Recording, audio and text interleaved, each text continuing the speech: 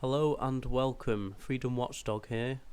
As I'm sure you're aware, there's a CO2 crisis going on right now in the UK, as well as natural gas prices skyrocketing.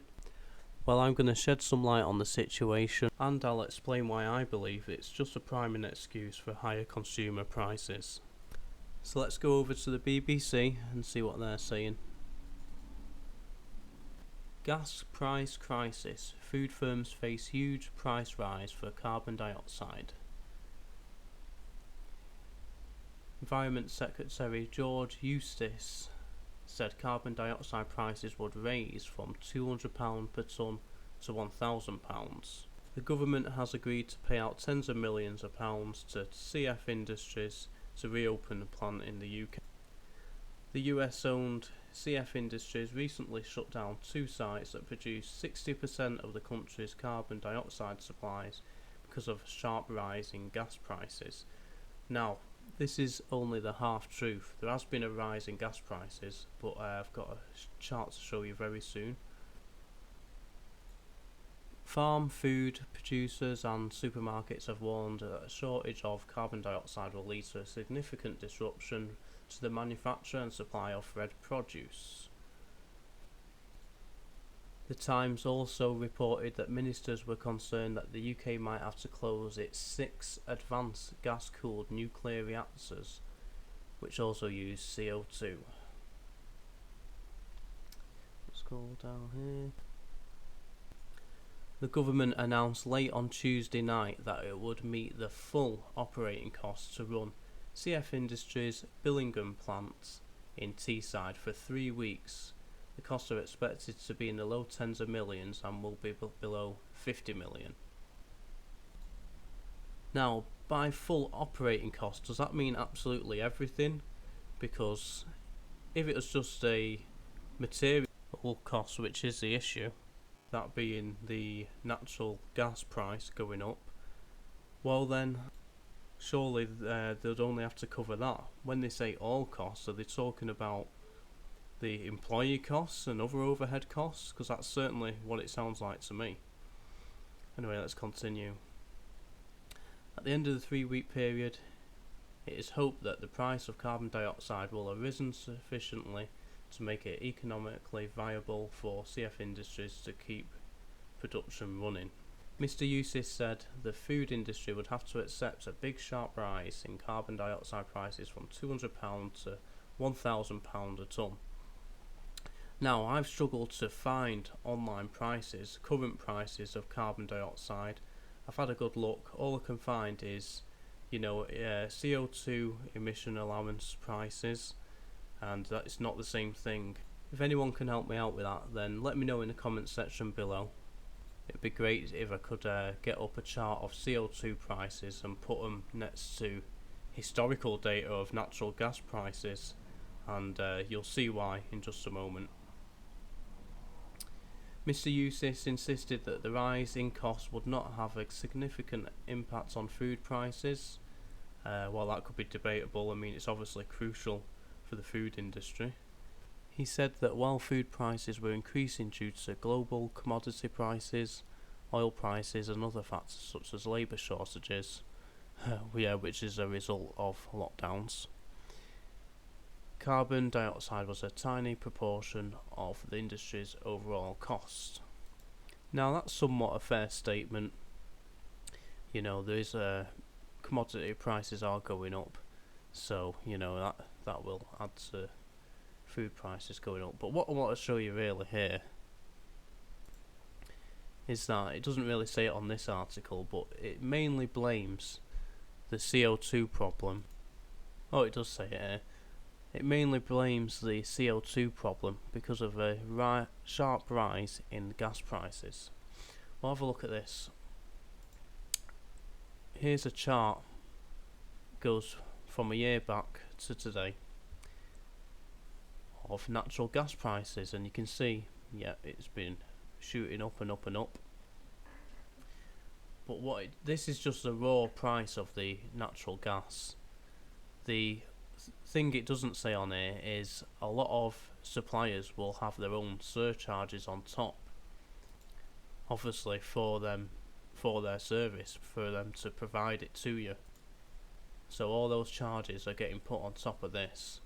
Now this is a year. Now you can see how that's shot up, but actually if you go right the way back as far as this chart will go, you'll see that we've been higher than this a number of times. Right about here, 2008, obviously the GFC kicked in and that crashed the prices right down, but we've actually been over 2 times, almost 3 times higher price than what we already are right now. In 2009 here, 2010, again in 2014, and again 2018 there.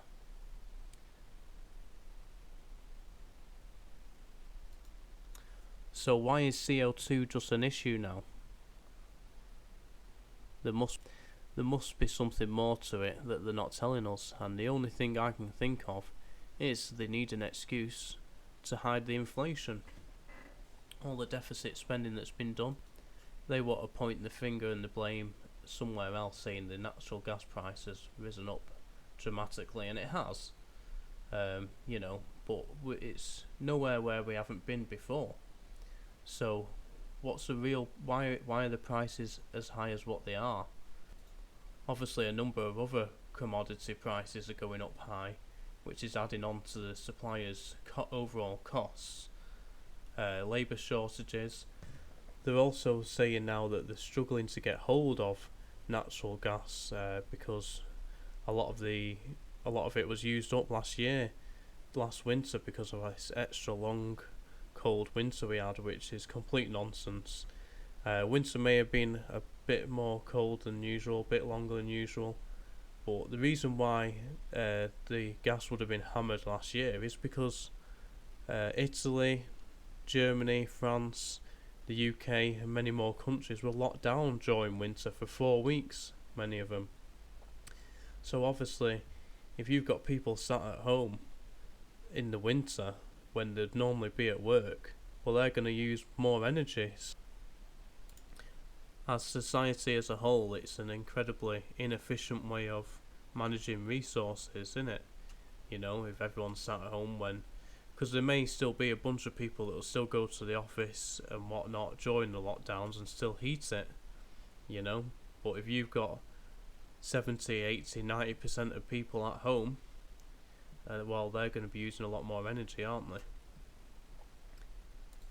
Now that's if that is even the case, because obviously it may just be that the prices are going to get higher, so they have to make it look like the supply is short in order for it to look reasonable, or at least to have an excuse why the prices are going to go up. Just looking at this chart here to see where we've been before, and to think if we're having these problems at here now already, I mean, what's it going to do when we next come up here? Because it will happen, it's just a matter of time. Question is, will it happen next year, the year after? You know, it's most definitely going to happen again.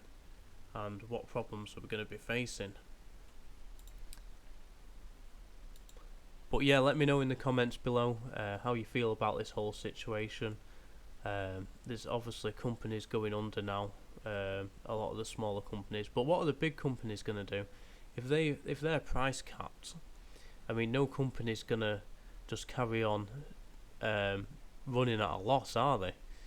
I'm not saying that it's right we should be gouged for our gas prices, but what happens if they just turn around and say, look, you know, it's just not the case.